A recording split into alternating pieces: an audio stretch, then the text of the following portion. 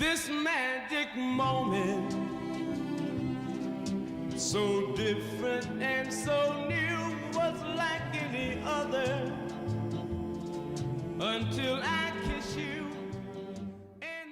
Guys, we want to remember in this self-taping world, you do not want to play the character description. You just want to play the moment.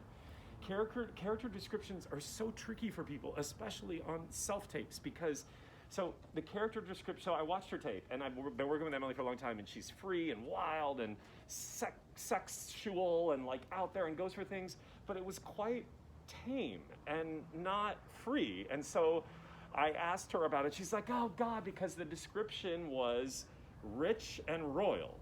I was like, honey, even royals take a shit. So you gotta remember, instead of playing the idea of what we think rich and royal looks like, which is kind of what kept her, again, the perception of it was that it was safe, it wasn't really human, it wasn't firing at so many different levels.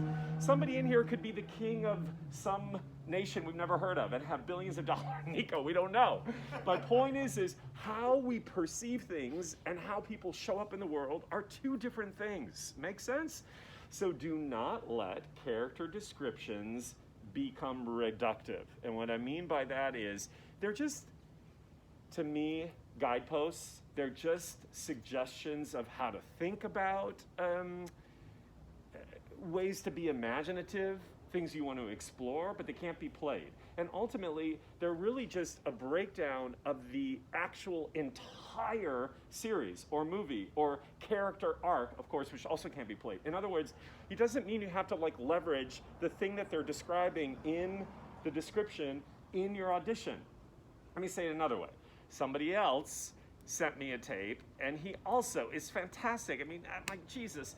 But he was playing like a cult leader, and he like got stuck on, again, I didn't read it beforehand, I'm just watching it, and then I give him the notes. And then of course he's like, oh God, it's like, so I watched the tape, and it like had such an intensity, which is okay, but you can't be intense on every single moment all the time for 5 minutes straight, because that's not who we are as human beings.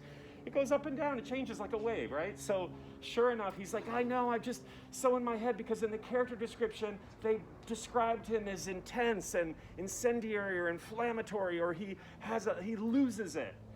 Okay, kids, again, like we always try to do in life and the moment changes you.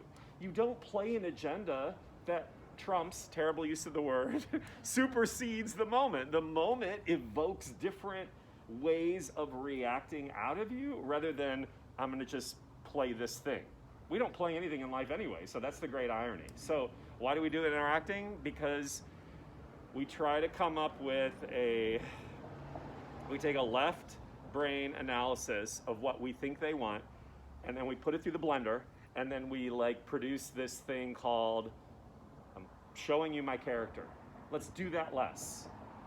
You can read the description to understand thematically what's going on in a piece. You can read the description to understand your character ends up having X, Y, and Z happen to you.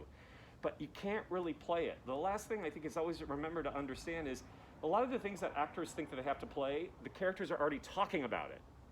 Chances are, I don't remember in that scene, but if I'm rich and royal, I'm going to talk about being rich and royal. I can't play an idea of being rich and royal. Get what I'm saying? If you're playing a sociopath, chances are somebody in the scene is going to call you on being a sociopath. So you can't play the thing that is already being described by the writer. So remember, it's a lot easier than we think it is. I'd rather have you explore your full humanity within the context of the description than pushing that aside to show us this one-dimensional idea of what it looks like. That's what we've been talking about a lot, like, right? It's a lot of the things we've been talking about. But I just thought it's really great to watch tape. So the happy ending is, so I told Emily this, and she's like, oh God, you're so right. So she retaped it. So much better, so free and so wild, although she used a cigarette. Although I called her on this, and she's like, oh God, you're so right about that. She used a fake cigarette. And I was like, here's the thing. You guys, if you're gonna use a prop, you might as well fucking smoke it, because all of a sudden now, using a cigarette that wasn't lit drew me to, why are we using a prop on a self-tape that in a film, I'm gonna give you a real cigarette and you're gonna smoke it. So if you're gonna make a choice, you better go 100%.